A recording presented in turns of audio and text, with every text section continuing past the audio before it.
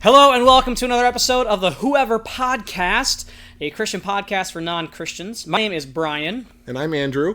And today we are going to continue talking about Mark chapter 1. Starting in verse 21, I'll read our text for today. They went to Capernaum, and when the Sabbath came, Jesus went into the synagogue and began to teach. The people were amazed at his teaching because he taught them as one who had authority, not as the teachers of the law. Just then, a man in their synagogue was possessed by an evil spirit, cried out, "What do you want with us, Jesus of Nazareth? Have you come to destroy us? I know who you are, the Holy One of God." "Be quiet," Jesus said sternly. "Come out of him." The evil spirit shook the man violently and came out of him with a shriek. The people were all so amazed that they asked each other, "What is this? A new teaching and with authority. He even gives orders to evil spirits and they obey him." News about him spread quickly all over the whole region of Galilee. As soon as they left the synagogue, they went with James and John to the home of Simon and Andrew. Simon's mother-in-law was in bed with a fever, and they told Jesus about her. So he went to her, took her hand, and helped her up. The fever left her, and she began to wait on them. That evening, after sunset, the people brought to Jesus all the sick and demon-possessed. The whole town gathered at the door, and Jesus healed many who had diseases. He also drove out many demons, but he would not let the demons speak because they knew who he was. Yeah, so we always start with just a little bit of context. The story so far is that there is a Messiah, a person who was prophesied to save God's people, and that was Jesus. Jesus came, he was baptized, he was tempted, but he didn't sin. That's important to remember. And then he called stinky, nasty fishermen to follow him. He called the outcasts, and he was like, "Hey, no one else likes you, but I like you, and I want you on my team." And so this then was the beginning of Jesus' ministry, and now we get into Jesus' really some miracles here, right? Yeah, definitely. Mark is starting to explain to us that Jesus was doing these things that no one else could do, and that he started to have crowds come to him, which makes sense. If someone shows up being able to heal people who have been sick and drive out demons and do the things that he was doing, he has larger and larger crowds begin to follow him and come to hear what he has to say and to see him do these things. And part of that is because the way he's saying it is he says it with a different kind of authority. Mm-hmm. One of the themes that we'll see as we continue throughout Mark is that Jesus is someone different because he's the Messiah. Spoiler alert. But it says in verse 22 that they were amazed at his teaching because he taught them as one who had authority, not as teachers of the law. Mm-hmm. And when I think about today and how we have people teaching us things today, we don't have to think too hard to think about people who maybe don't teach the right stuff. I'm not talking about like school teachers or whatever, but like pastors or politicians even. Like we hear some kind of crazy, weird stuff all the time, and a lot of times it's self-serving stuff. They teach things that help to further their own agenda or whatever. But here, people are seeing, no, this guy's got something different. He's teaching with authority. He's got the real thing here. Mm-hmm. And I think that's part of why I follow God is because it's a truth that doesn't change. Yeah. So at the very start of our passage here, it says that Jesus went into the synagogue. If you're not familiar with the word synagogue, it was a Jewish church to some extent. It was the place that they went to do their worship. It was a little bit of a community center for the town. Mm-hmm. And everyone would have gone on the Sabbath, which was Saturday.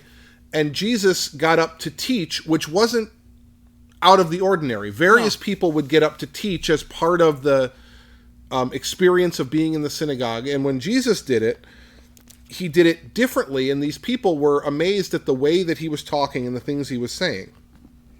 Yeah, and then while he's doing this, you get a guy who breaks in the middle of it like, whoa, like crazy man. He's possessed by a demon here, verse 23. He cries out, "What do you want with us, Jesus of Nazareth? Have you come to destroy us?" Just this huge disruption in the middle of their worship service, their church service here, and he's just like freaking out. And Jesus handles it like a boss, kind of. He's just like, "Be quiet. Come out of him." And that's what happens. The demon comes out.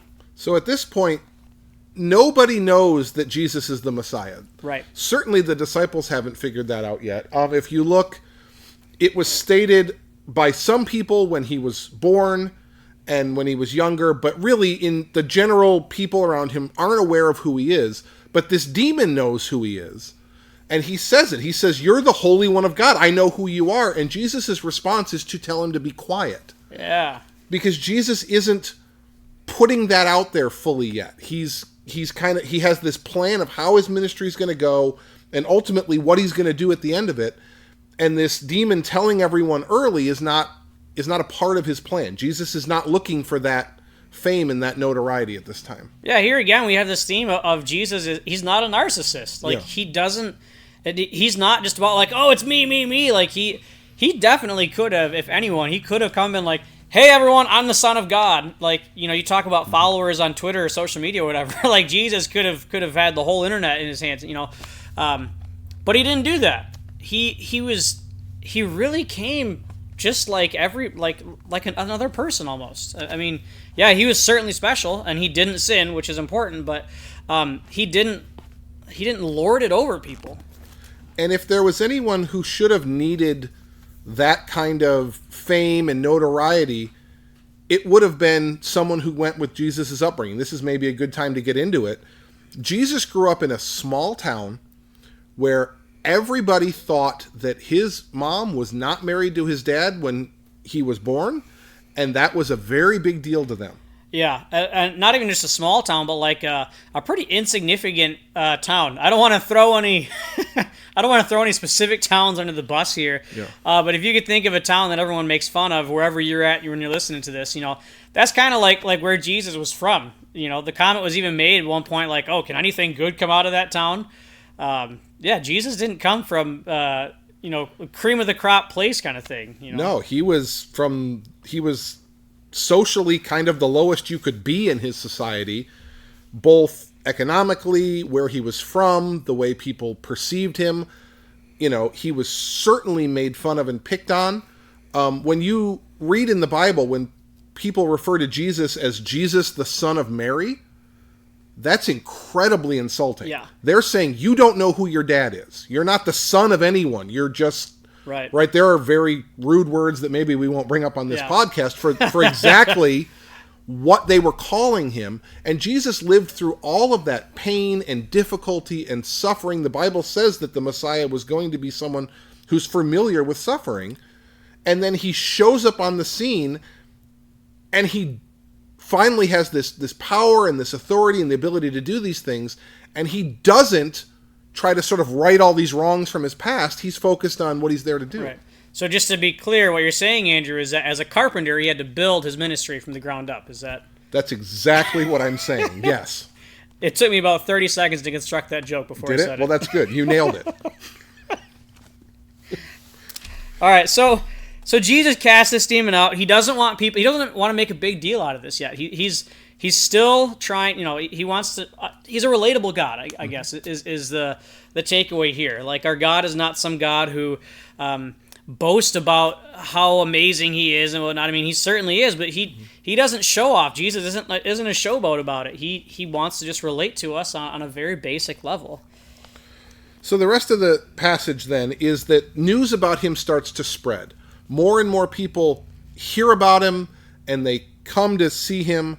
And so when he leaves the synagogue, he goes back to the house of two of the disciples go to the home of another one, and Simon Peter's mother-in-law is sick. She's in bed with a fever. She can't get up. Which was a big deal. Just to pause, like, this wasn't just like here nowadays you got a fever and you take some medicine, whatever, and you're good to go. Like, that's not how fevers worked back then.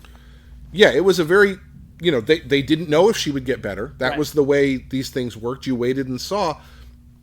And Jesus goes in, and I actually think that this part is kind of humorous. He helps her up, and so now she comes out of this fever, and she stands up, and she starts waiting on them. Yeah. Right? So she's like, actually, there's, this has been represented in various TV shows and things. How might this have gone? And I think it would have been funny. I think the mother-in-law gets up and she's like, well, what is everybody doing standing around me for? I'm going to get some food and I'm going to put out a spread for everybody. Yeah. And they're like, Mom, you just got better. Like, we're happy, you know. So it's this, Jesus has these scenes where he's with people. He's not just this speaker to large crowds. He does that, but he also has all of these scenes where we see him just caring about, in this case, his disciples' mother-in-law who was sick. Yeah, Jesus was a very unique situation for a lot of reasons, but one of them is that he was fully God, so he was God, but he was also fully man. And I know that doesn't make sense, and it doesn't mathematically add up, whatever, but we see that Jesus was special, but he also was he was just kind of a normal guy. I mean, here, like you said, he healed the woman, but he was hanging with the normal people. He didn't demand to be treated differently because he was Jesus. So then the passage ends with Mark reiterating that then that evening, more people were brought to him who were sick or who needed help. And Jesus helps this crowd of people who are all being brought to him. Everybody who knows someone, everybody goes and gets their uncle who's sick or their mom who's sick or their brother or their friend, and they all bring them to Jesus, and Jesus spends the evening healing all of these people. And then that's where our passage ends. So we got just a few minutes left. How does this affect us today? What does this matter for us today? How do we... Yeah. I guess, like, one of the things I think about when I think about this passage is, it's great Jesus healed people. And that tells us, God has the power to heal us, certainly. But I think this shows how Jesus cares for us. Sometimes when we think about God, we think about God as this big king, who sits far off. Or maybe if you don't believe in God, you've heard about God and you think that God is this big guy somewhere up in the sky who doesn't really care about you. But I think this passage shows that he cares about the little things. This is some guy's mother-in-law who had a fever, and Jesus is like, I got that. I can heal that. He cares about our everyday problems. Yeah, Jesus starts his ministry in this day and age. The biggest city would have been Rome. Right. It was the most important place you could go. Jesus doesn't get on a boat and head to Rome to hang with the emperor and all of the important people. He grew up in this area. He goes to Capernaum, which is this little town, and he heals people, and he cares about the people that are around him. And yes, crowds start to form because of what he's doing, but everything he does is to sort of put that fame off for a time so that he can have these relationships and these interactions with these people that are around him. He cares about people as individuals, not just numbers or followers. I think if you were to compare it to today's age, Jesus could have gone on YouTube and been like, hey, watch me do this miracle, everybody. Yep. And now, like and subscribe or whatever, I don't picture Jesus saying like and subscribe. That's not what he's doing. That's YouTubers, exactly the opposite of what he does. Don't say like and subscribe, YouTube. Anyways, he could have done that, but he didn't because he wanted individual people. Instead of doing that, it would be like if a person started just going door to door or just going house to house or whatever it was, saying, hey, let's talk. I want to get to know you. And that's what Jesus does here. All right. Well, I hope that you will join us for our future episodes because Jesus is going to do some more really great stuff. Yep. Don't forget you can join our Discord in the link below if you want to join the conversation. Until then, we'll see you next time. Bye. Thank you.